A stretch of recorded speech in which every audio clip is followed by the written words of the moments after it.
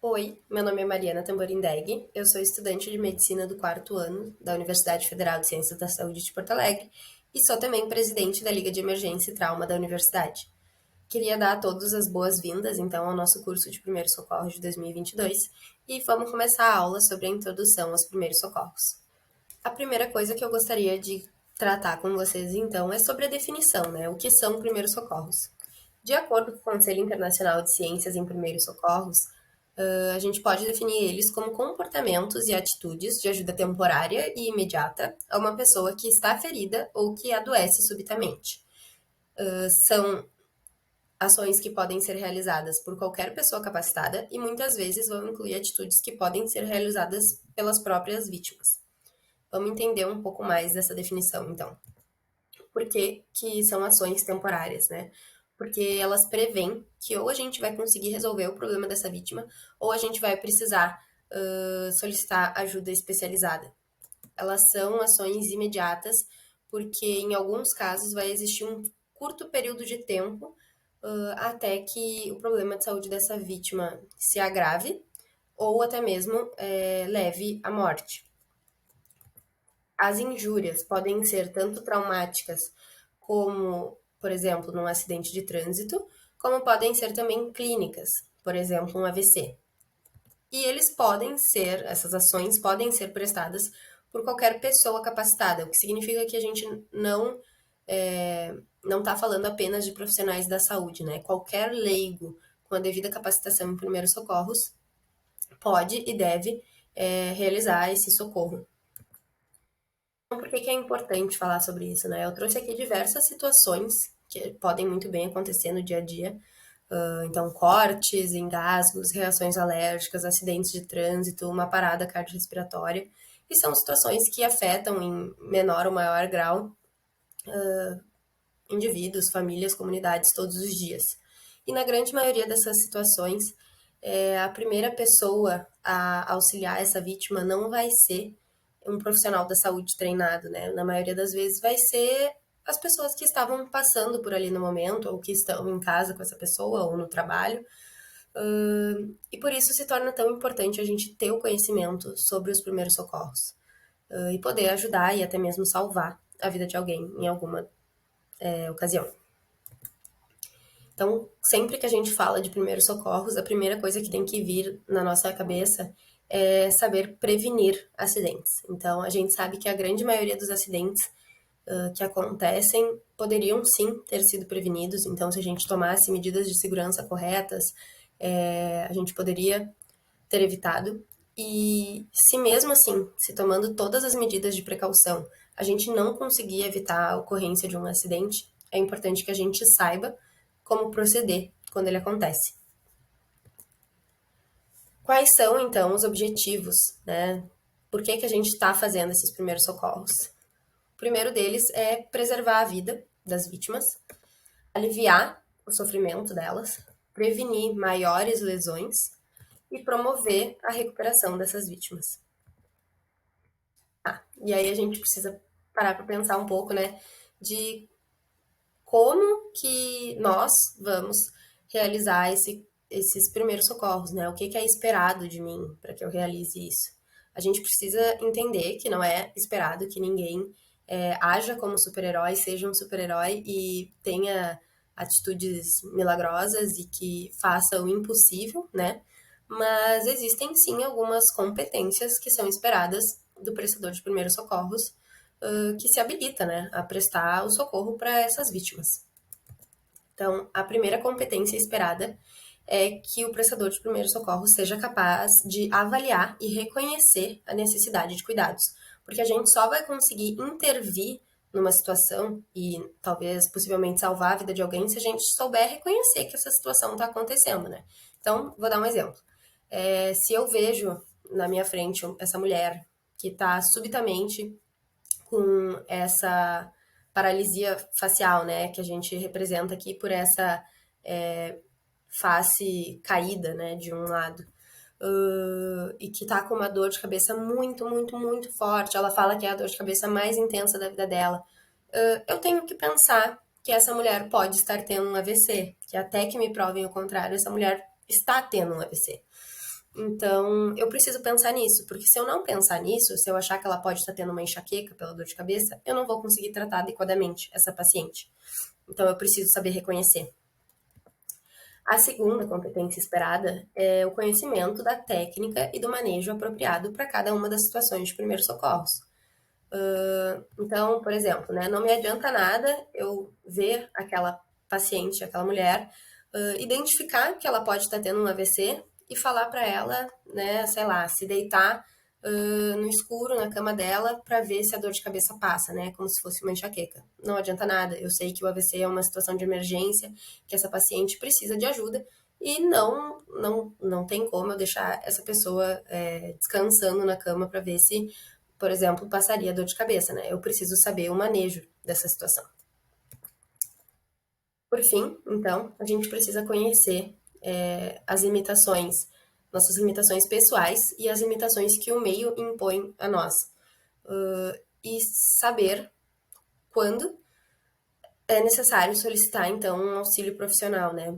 Buscar ajuda especializada, tá? Então, por exemplo, não importa o tamanho do meu conhecimento, por maior que seja o meu conhecimento, por maior que seja a minha vontade de ajudar essa vítima, eu não sou capaz de ajudar uma vítima de um AVC só com o meu kitzinho de primeiros socorros e o conhecimento que eu tenho de algum curso, né? Eu não sou capaz de tratar essa vítima apenas com isso. Eu sei que essa vítima precisa chegar a um serviço de atendimento de ponta, né? Que ela precisa ser atendida por profissionais especializados. Então, eu preciso reconhecer essas minhas limitações e eu preciso buscar o atendimento correto para essa vítima. Isso sempre vai ser feito de acordo com a complexidade do caso. Então, por exemplo, se eu tenho uma queimadura de primeiro ou até segundo grau, não necessariamente eu vou precisar buscar ajuda, não necessariamente eu vou precisar ligar para algum serviço de atendimento de emergência, vou precisar ir até algum hospital, até alguma emergência para lidar com isso. Talvez eu seja capaz de lidar com isso eu mesma, dentro de casa, com os materiais que eu tenho, mas eu preciso ser capaz de reconhecer quando existe complexidade o suficiente que eu não sou capaz de lidar com isso e que eu preciso solicitar uma ajuda especializada. Por exemplo, nesse caso do AVC que a gente viu agora. Como que eu vou agir, então, né? A gente sabe que cada emergência, cada situação é um caso diferente, cada uma dessas situações vai ter características diferentes. Então, dois acidentes de trânsito, por exemplo, podem ter características completamente diferentes, mas existem quatro passos fundamentais, quatro etapas que sempre têm que ser seguidas no atendimento de primeiros socorros. A gente vai falar um pouco mais sobre elas, então. A primeira delas é a segurança da cena. Garantir a segurança da cena é garantir a segurança do prestador de primeiros socorros, da própria vítima e também dos demais envolvidos nessa cena. Não é recomendado que o prestador de primeiros socorros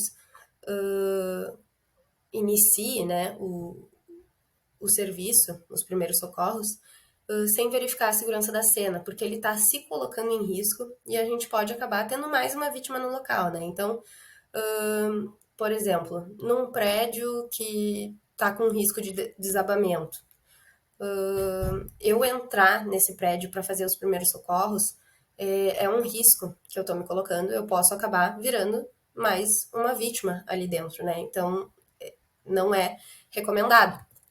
O ideal nesses casos de vazamento de combustível, de produtos tóxicos, risco envolvendo rede elétrica, risco envolvendo fogo, seria que fosse feito, risco de desabamento, seria que fosse feito o isolamento da cena e que o prestador de primeiros socorros só inicie, né, a sua atividade quando a cena tiver sido liberada e estiver segura.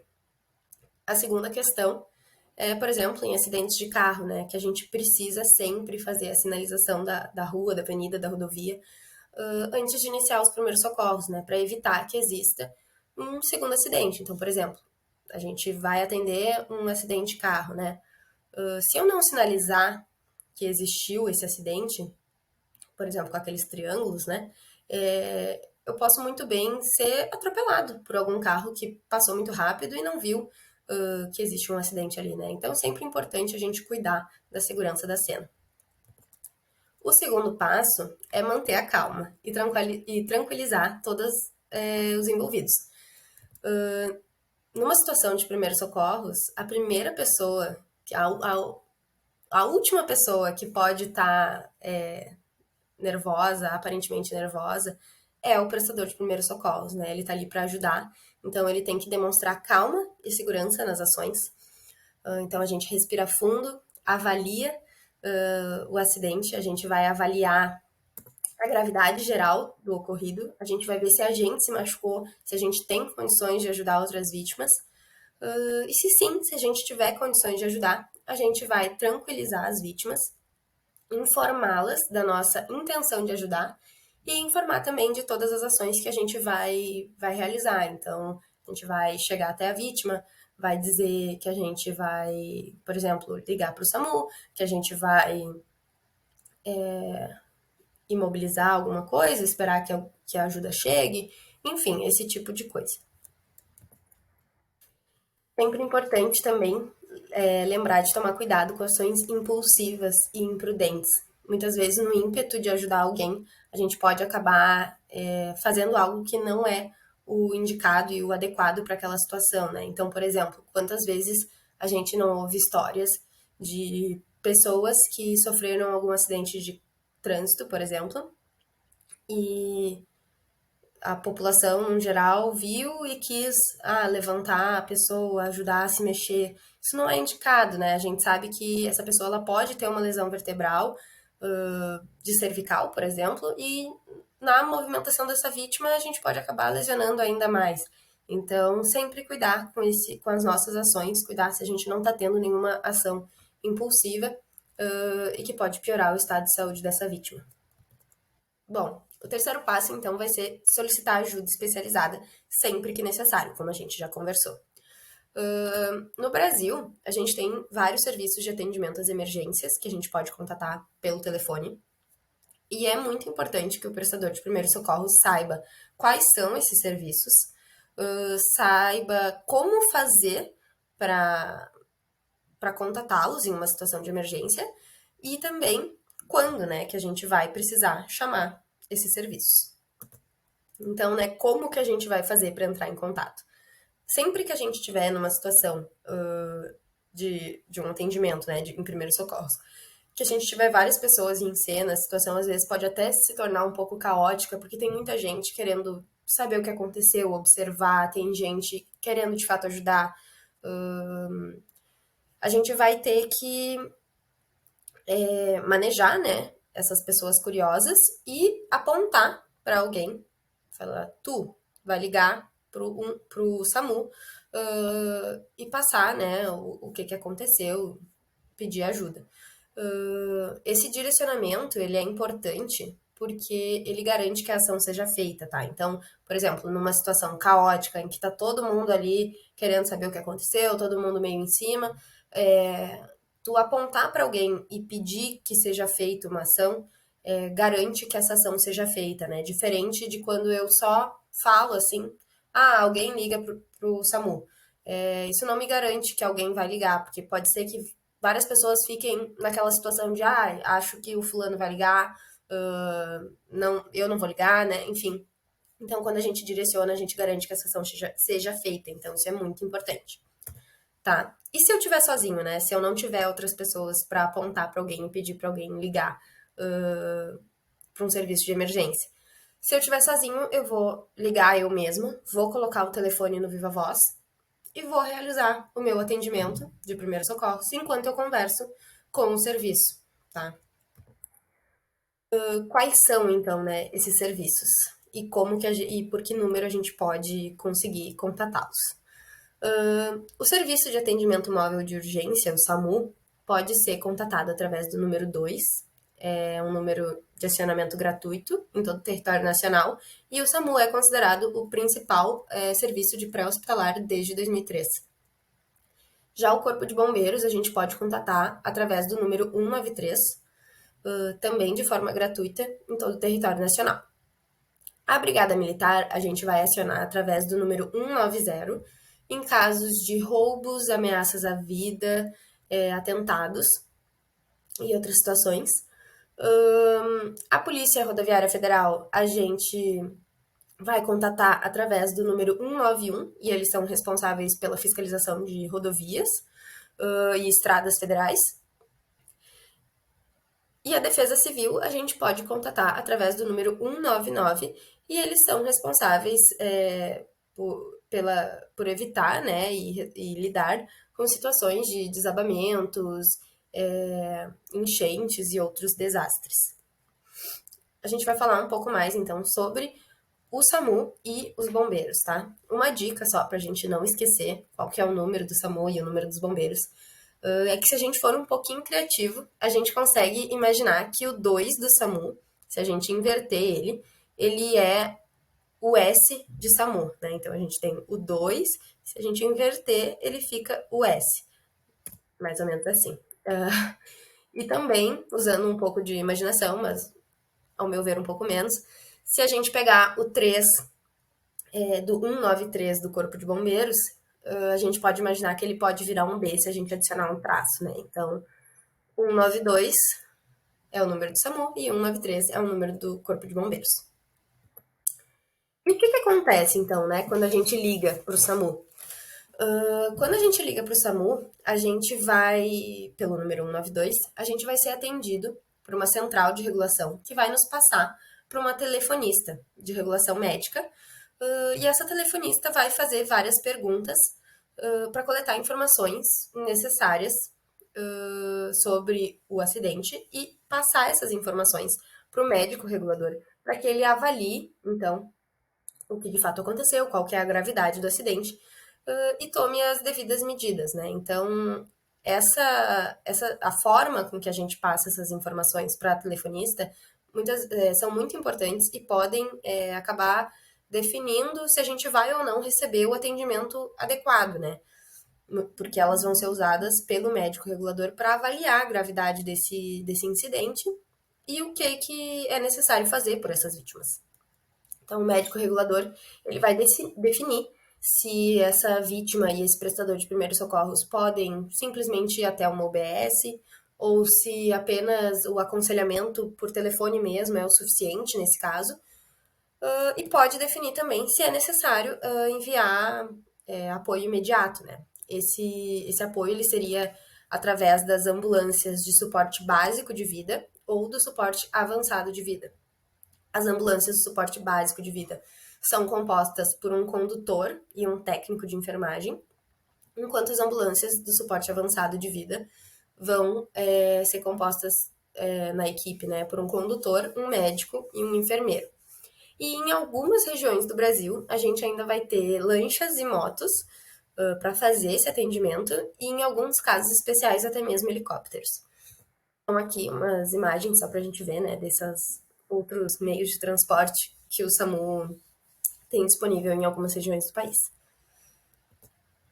E os bombeiros, né? Os bombeiros a gente vai acionar pelo número 193 quando a gente tiver caso de vítimas presas em ferragens, risco envolvendo fogo, faísca ou vazamento de substâncias tóxicas ou perigosas, resgate de afogamentos e também locais instáveis com risco de desabamento, tá? Eu comentei então, né, que a forma com que a gente solicitava essa ajuda era muito importante para garantir o atendimento adequado. Então, trouxe aqui algumas dicas para a gente usar, dicas de comunicação do o que tem que ser passado, né, na hora de solicitar essa ajuda. Então, a primeira coisa é descrever bem o tipo de acidente. Então, se foi um acidente de trânsito, eu preciso saber que acidente foi esse. Se foi um acidente, uma colisão carro contra carro, se foi uma colisão moto versus carro e o motorista da moto, o piloto da moto foi ejetado da moto, eu preciso saber se é uma colisão ônibus versus carro, se é moto versus poste. Então, esse tipo de coisa é muito importante, tá? A gente precisa saber a localização exata desse acidente e também algum ponto de referência. Então, por exemplo, se fosse um acidente de carro, isso aconteceu aqui na Avenida Independência, no número 350, fica em frente ao Colégio Rosário. O Colégio Rosário é um bom ponto de referência, né? Algo geralmente conhecido por quem mora em Porto Alegre. Então, isso ajuda o serviço especializado a chegar mais rapidamente até o local. Outra questão importante é o número de vítimas envolvidas no acidente, né? Para a gente saber quantas ambulâncias, por exemplo, vão ser necessárias enviar até a cena. E se existe algum agravante de risco, né? Por exemplo, num acidente de carro, se houve derramamento de combustível, né? Se tem, em outras situações, daí, se tem algum risco de desabamento, esse tipo de situação é importante também para que os serviços de emergência possam programar adequadamente, né, esse serviço. Bom, e por fim, o quarto passo é realizar as medidas de primeiros socorros, né, que é para isso que a gente está fazendo o curso, para aprender essas medidas. Como a gente já comentou, existe uma variedade muito grande de situações que podem acontecer, né, o que faz com que o prestador de primeiros socorros precise ter um amplo conhecimento de atitudes e habilidades em primeiros socorros e tenha também um treinamento prático adequado para que ele saiba, de fato, realizar as medidas que serão necessárias. E é isso que a gente vai fazer, então, nas próximas aulas do nosso curso. Durante essas semanas, então, vocês vão ter essas aulas liberadas para vocês. E vocês podem ir aprendendo um pouco mais sobre as atitudes e habilidades e especificidades de cada caso dentro dos primeiros socorros. Queria então agradecer a todos por terem se inscrito no nosso curso de primeiros socorros de 2022. Qualquer dúvida podem colocar no fórum de dúvidas. E lembrem-se de responder então o questionário de fixação de aprendizagem para garantir a presença de vocês nessa aula. Um bom curso a todos. Muito obrigada.